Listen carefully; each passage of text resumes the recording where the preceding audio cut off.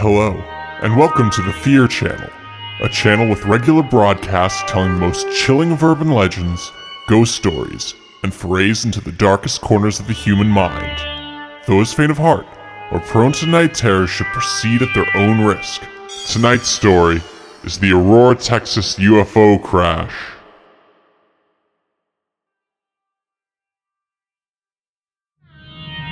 The Aurora, Texas UFO incident is one of the first recorded incidents of UFO encounters within the United States.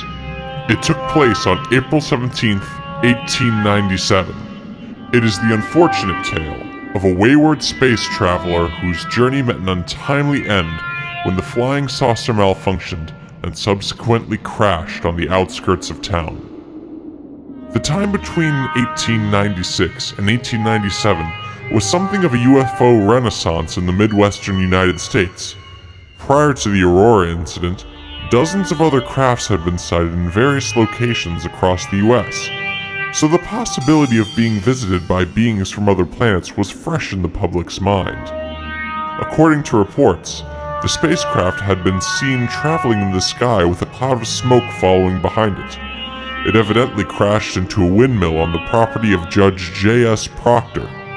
Reports indicate the passenger was not of this world. The being that was obtained from the craft was given a Christian burial, along with a few parts from the craft. The remainder of the craft was dumped into the destroyed well on the Proctor estate. During the 1950s, residents on the old Proctor estate tried to resurrect the well that the ship parts had been dumped into.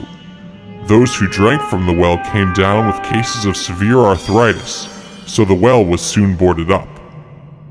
Many years later, the Mutual UFO Network, otherwise known as MUFON, investigated the Aurora Cemetery in 1973. They uncovered a grave marker that appeared to show a flying saucer of some sort. The grave plot it was over also triggered readings from a metal detector.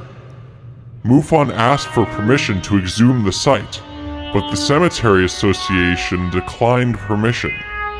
After the MUFON investigation, the marker mysteriously disappeared from the cemetery, and a 3-inch pipe was placed into the ground. Metal detectors no longer picked up metal readings from the grave. Thus it was presumed that someone stole the metal from the plot, along with any remains.